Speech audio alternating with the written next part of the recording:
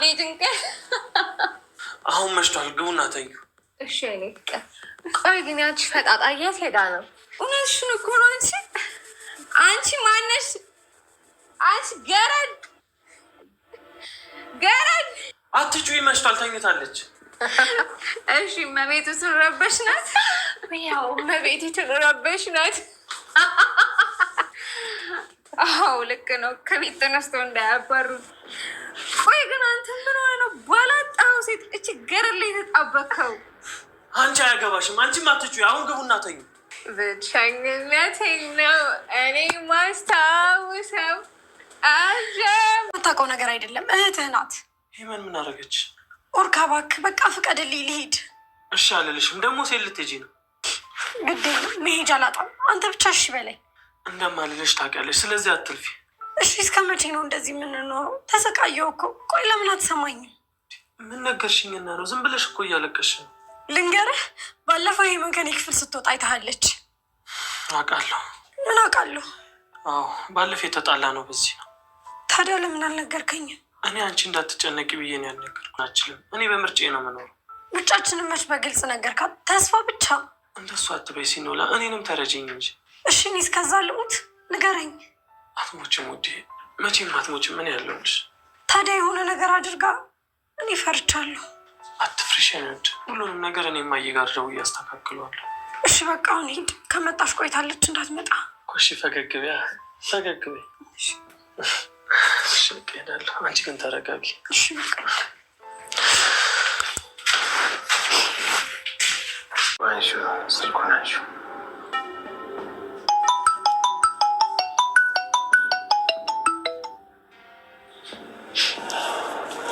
ሄሎ ሄሎ፣ ማን ልበል? ይህን ድምፅ ረሳሽ? ቅዱስ ቅዱስ ቅዱስ የድሮ ፍቅረኛሽ መቼም አልጠፋሁብሽ። ኧረ ገርሞኝ ነው። ምኑ? ለምን ደወልክ? ማለቴ እንዴት ደወልክ? እንዲሁ ትዝ አልሽኝና። ደህና ነህ? ደሃና የዋህ ምን ይሆናል? ሚስቱን ቢቀማ ነው አይደል? ምን ነው ተርበተበትሽ? ኧረ መስሎ ነው። እና ላግኝሻ ተበዳይ በሆነው? አይ ላገኝህ አልችልም። ምን ነው ባልሽ ይቆጣል እንዴ? አንቺ እንደው እንደ ቀልድ መተው ለምደሻል። እሱንም እንደ ተውሹ ሰማው። ታውቂያለሽ፣ በጣም ጨካኝ እኮ ነሽ። በቃ ቅዱስ አትረብሸኝ። አዎ ሌላ ሰው ወድጃለሁ። ሰሚያለሽ? እኔ ግን ሌላ ሴት መቅረብ አቅቶኝ እንደ ተውሽኛለሁ። ገባሽ? ምንም ማድረግ አልችልም ቅዱስ። በቃ ትደውልብኝ።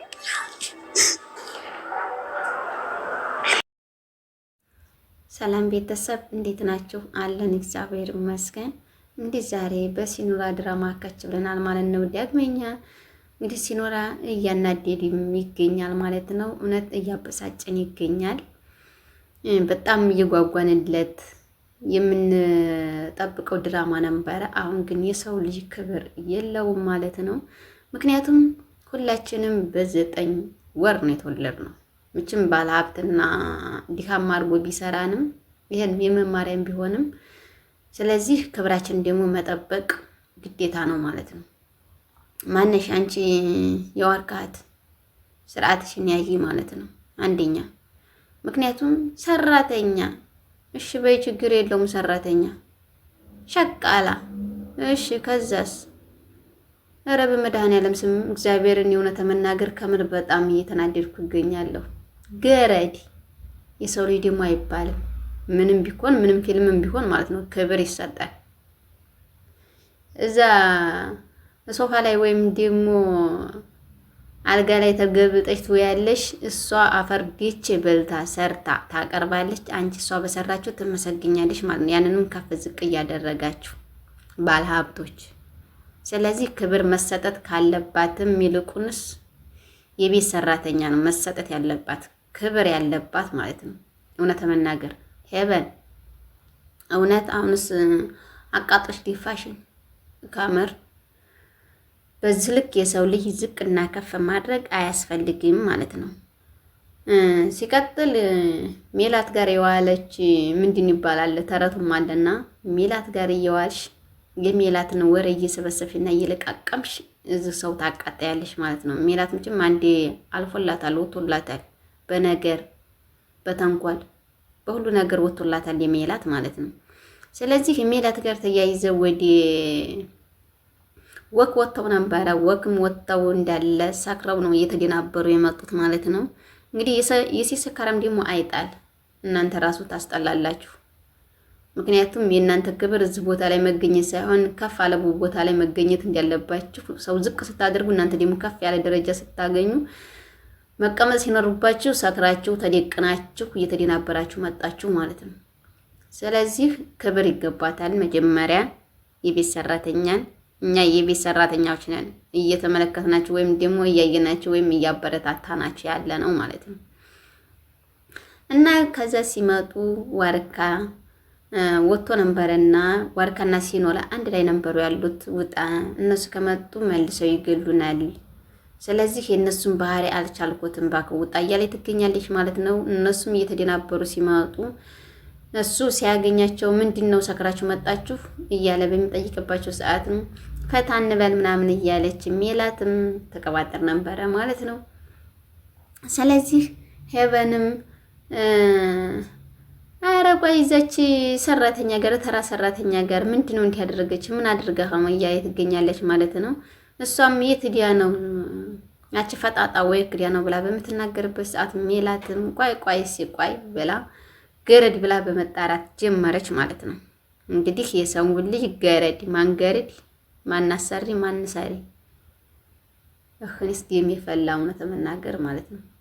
ስለዚህ ገረድ እያለች በምትናገርበት ሰዓት አትጮሁ ተኝታለች ብሎ ዋርካ መለሰላት ማለት ነው። ዋርካ ግን እዚህ ላይ ጥፋትም አለብህ፣ ምክንያቱም ማሳወቅ አለብህ። እሷ በዚህ መካከል እየተጎዳች ነው። በእውነት በፊት በሲኖላ ነበር ሲፈርድባት የነበረው። ሲኖላን ነበረ ጥፋት እያረኩ ያለሁት ሁሉን ነገር። ዛሬ ደግሞ ሲኖላ በጣም የምታሳዝነኝ ምስኪን ልጅ ሆናለች ማለት ነው።